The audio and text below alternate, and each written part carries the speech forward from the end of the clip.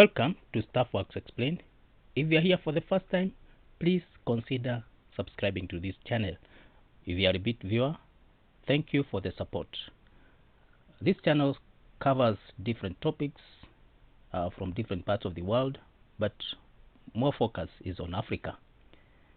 In today's video, we'll be looking at one of the projects that we have been looking at, the East African Crude Oil Pipeline, which is a pipeline that is being constructed for purpose of evacuating oil from Uganda through Tanzania.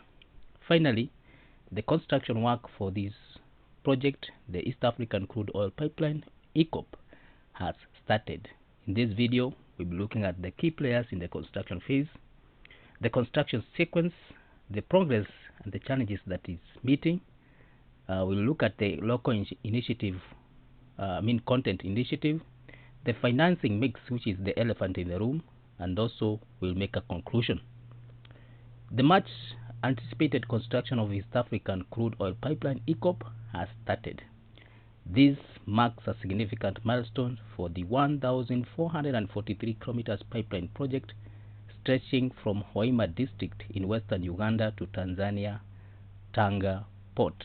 As the project enters its crucial phase of 24 months, that's the final phase, the focus now is on construction of the pipeline, which is expected to cost $5 billion and is financed through a combination of equity funding and loans. Latest reports indicate that the main contractor for the Eacop has started the civil works and above ground installations in both countries. Different players in the construction phase are involved in this project, and they are playing different roles. The main ones are, we have China Petroleum Pipeline Engineering Ltd, CPP. We have Chu Kong PCK Steel Pipe Company Ltd. We have Pearl Engineering Ltd. China Petroleum Pipeline Engineering Ltd, CPP, is the main EPC contractor for the Eacop project. This means that they are responsible for the overall design, construction, and commissioning of the pipeline. And this company has extensive experience in pipeline construction, having built over 130,000 kilometers of pipelines in China and over 50,000 kilometers in other countries. CPP has started works for the construction of the first Eacop's 2 pumping stations in Uganda, while the other 4 will be located in Tanzania, and each will hold 40-ton facility that pump and maintain the flow of the low sulfur Ugandan crude oil in a 24-inch heated pipeline, which is powered by a mix of grid, hydro, and solar. The next company is Chu Kong PCK Steel Pipe Company Ltd, which is a supplier of the large diameter steel pipes that will be used to transport the crude oil. PCK is one of the largest manufacturers of steel pipes in China, and they have a proven record for supplying high quality pipes for major pipeline projects. Then we have the Pearl Engineering Ltd, which is the project management consultant for the Eacop project. This means that they are responsible for providing overall project management services, including planning, scheduling, coordination of all project activities. Pearl Engineering has a wealth of experience in project management, and they have a proven track record of successfully delivering large infrastructure projects.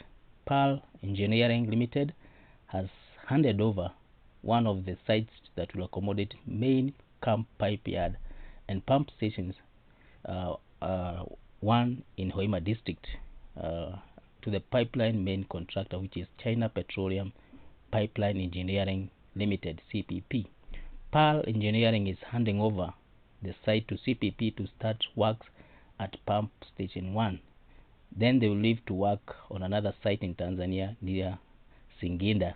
Their target is to achieve the completion by December 2025. Now let's look at the construction sequence. The main construction sequence will comprise of roughly 5 steps, and to involve several components, each contributing to the successful development and operation of the pipeline. The first step is the construction of the above ground facilities, and this is what, as the report says, has started. There will be pumping stations which will be strategically located along the pipeline, including power generation in some stations. Then there will be pressure release stations, and these stations will manage hydrostatic pressure and shutdown situations.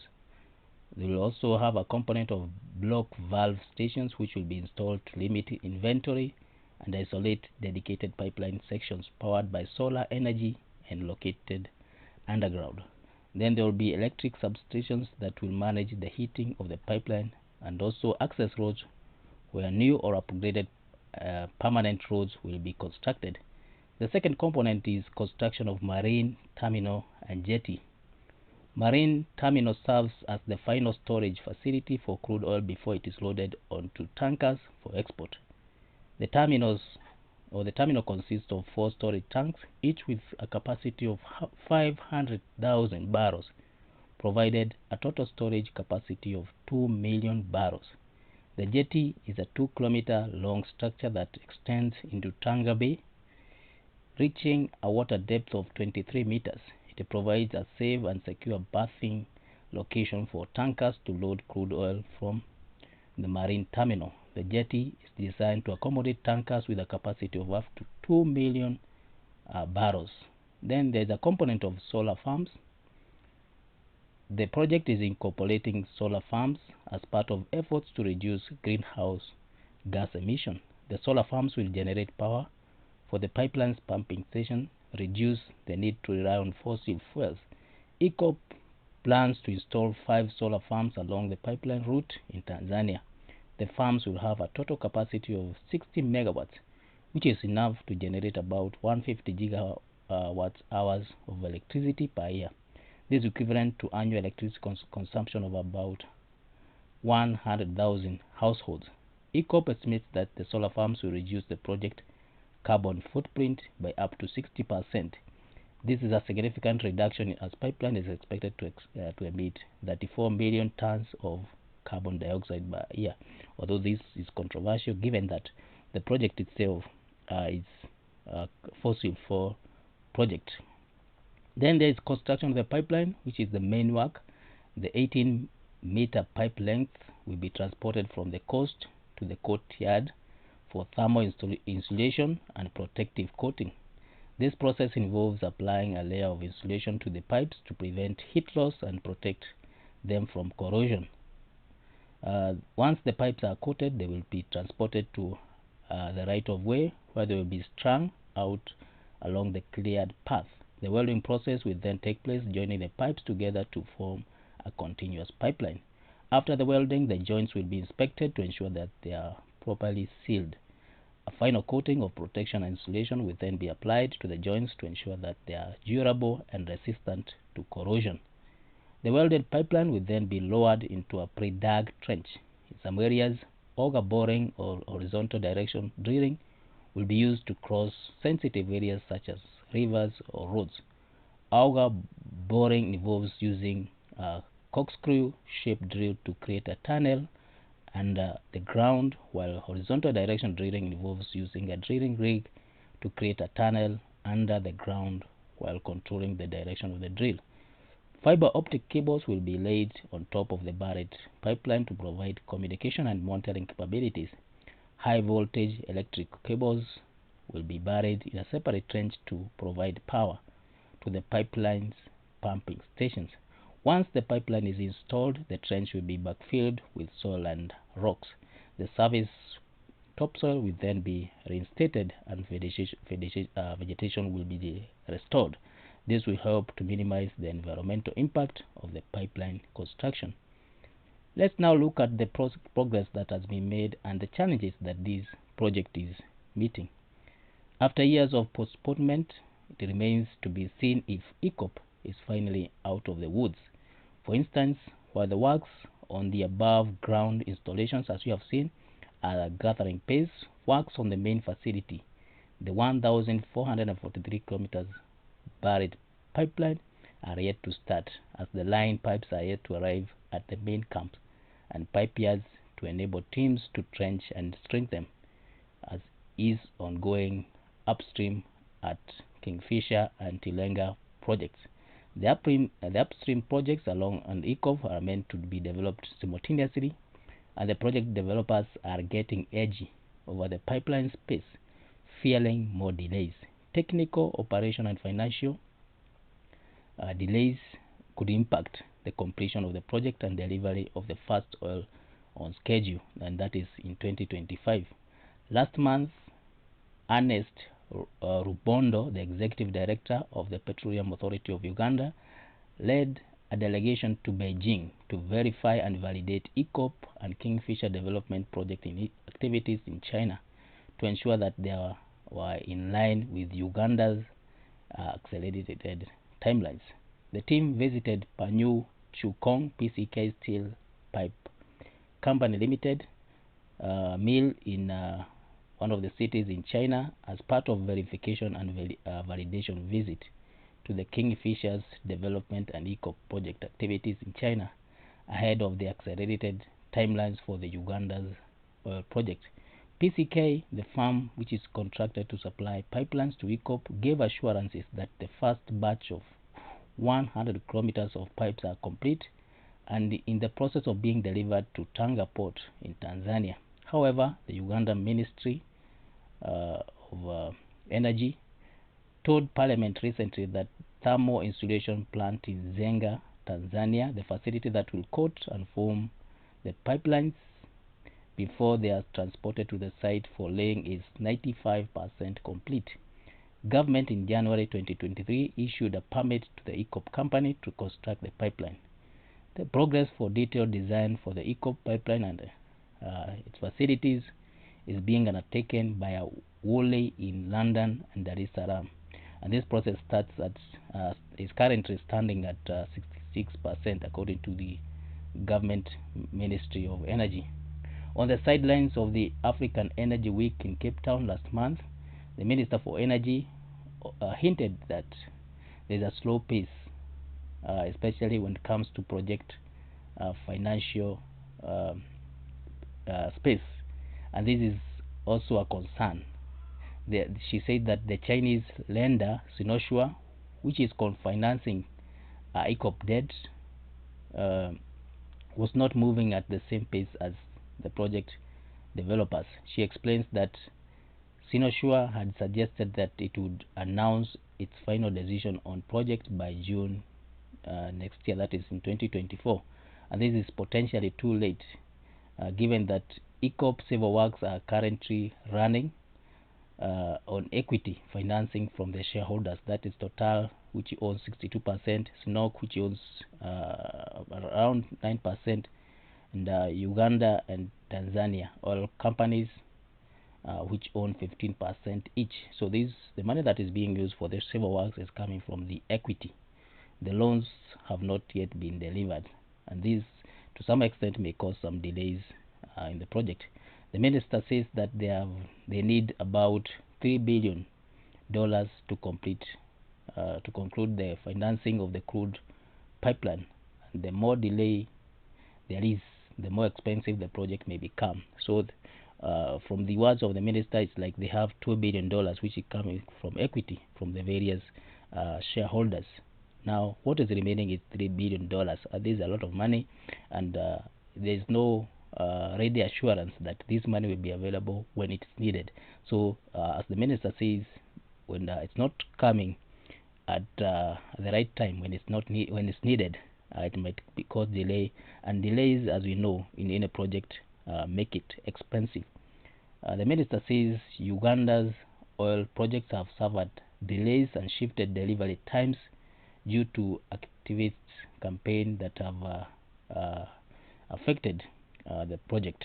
So there has been opposition from activists from the European Union, from various parts of the world, because of the environmental impact that this project is expected to have. But the government has given assurances that they are going to take care of the environment, and all those people who have been displaced will be resettled. Now let's look at the local content initiatives. There's a recognition on the importance of local involvement in the project, and this is what has brought about local content initiatives. These initiatives focus on employment and training of local citizens, procurement of goods and services locally, and technology transfer as well as capacity building. The aim is to maximize use of local resources, expertise, labor, contributing to economic development in both countries, Tanzania and Uganda. The Eacop project has committed to implementing a comprehensive local content strategy that focuses on the key pillars. One is employment and training of Tanzania and Ugandan citizens, where the project aims to prioritize hiring local workers for various positions, providing them with necessary training and skills development opportunities to enhance their employability and contribute to long-term economic growth. There is also the procurement of local goods and services, where the project seeks to procure goods and services from local suppliers and thereby stimulating local businesses and fostering economic opportunities within the community. There is then technology transfer and capacity building, where the project intends to facilitate knowledge transfer and skills enhancement through collaborations with local institutions and training programs, and this will promote technological advancement and self-reliance in the oil and gas sector. The implementation of local content initiatives is expected to bring significant benefits to the communities. This includes employment opportunities, where there will be improved livelihoods and reduced poverty levels within the affected community. The project will stimulate local business and industries, diversifying the local economy and reducing reliance on subsistence farming. The project will also contribute to the development of infrastructure such as road, communication networks, electricity, improving access to essential services, and facilitating economic growth. Local workers will also gain valuable skills and experience in the oil and gas sector, enhancing their employability and contributing to a more skilled workforce. On technology transfer, the project will facilitate the transfer of technology and knowledge to the local institutions, promoting technological advancement and self-reliance in the oil and gas sector.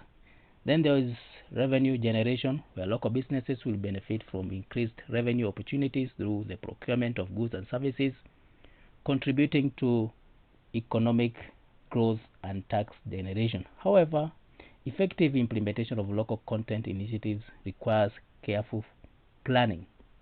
It requires coordination and monitoring to ensure that the benefits reach the beneficiaries who are intended and the local communities are actively involved in the process. It is important to address potential challenges such as capacity building needs, skill gaps, and access to finances to ensure that local content initiatives achieve their intended goals and contribute to sustainable development in both countries. Let's now look at the elephant in the room, the finance or the funding of the project, and mostly the financing mix.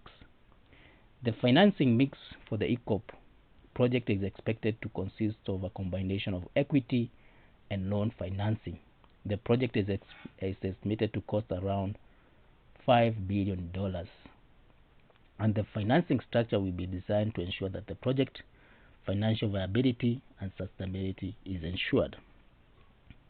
There is equity financing, which involves investors directly taking ownership in the project, sharing the risks and rewards associated with this project, both development and operation. Equity investors typically expect higher returns on their investment but bear the great level of risk.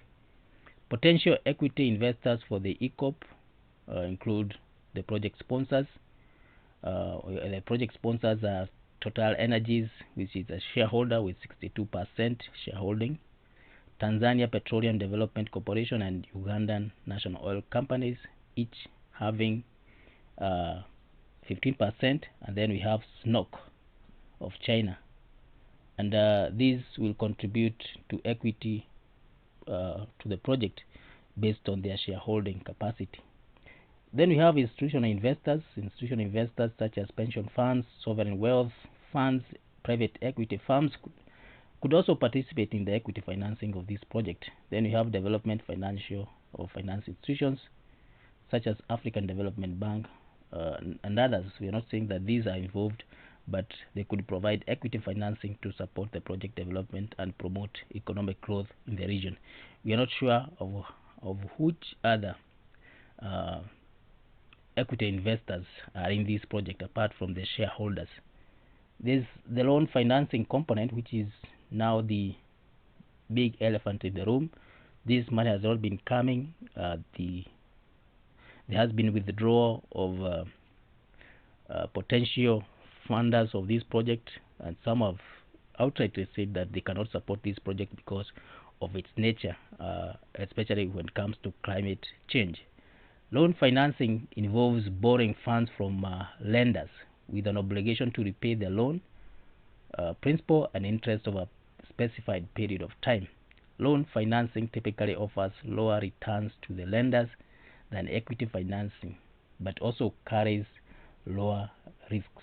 Potential lenders for the Eacop projects could include commercial banks. Commercial banks could provide loans to the project, typically syndicating the financing with other banks to spread the risk.